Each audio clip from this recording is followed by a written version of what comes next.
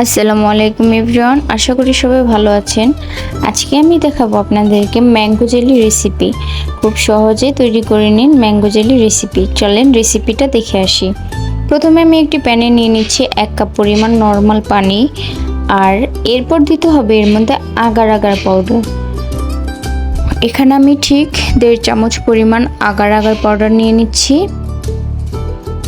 এটা নেওয়ার পর আমি খুব ভালোভাবে মিক্স করে নিচ্ছি।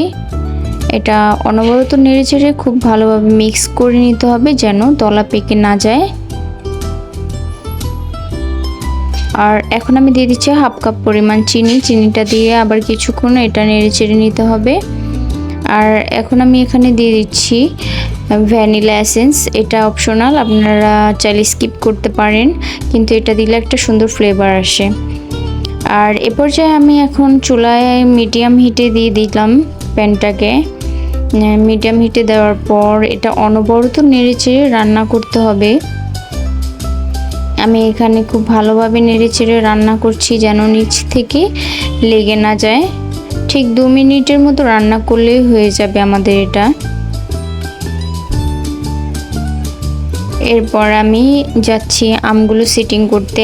আর এখানে আমি আগে থেকে কিছু আম ছোট ছোট টুকরো করে রেখেছিলাম। এটা একটা আইসক্রিমের বক্সের মধ্যে আমি ঢেলে দিচ্ছি। আর এটা ঢেলে দেওয়ার পর আমি ওই মিশ্রণটা ঢেলে দেব। একটু নেড়েচেড়ে দিয়ে মিক্স করে নিচ্ছি। এরপর বাকি যে আমগুলো ছিল পুরোটাই দিয়ে দিচ্ছি যেন পুরোটা আমে ভরপুর থাকে। আর এটাকে সবগুলো সেটিং করার পর এখন আমি ফ্রিজে আধা ঘন্টা পর রেখে দিলাম। এরপর এই যে দেখেন কত সুন্দর স্মুথ একটা ম্যাঙ্গো জেলি হয়েছে। আর এটা বাচ্চাদের খুবই পছন্দের একটি খাবার, কারণ বাচ্চারা বাইরে গিয়ে এডিবল জেলিগুলো খেতে চায়। আর ওগুলো না দিয়ে আমরা বাসায় খুব সহজেই এই জেলিটা বানিয়ে নিতে পারি। আর এটা স্বাস্থ্যকর একটা খাবার, কোনো কেমিক্যাল নেই, শুধু আগার আগার পাউডারটা দিয়েই এভাবে একটি রেসিপি বানিয়ে নিতে পারেন। কেমন হলো জানাবেন। Thanks for watching.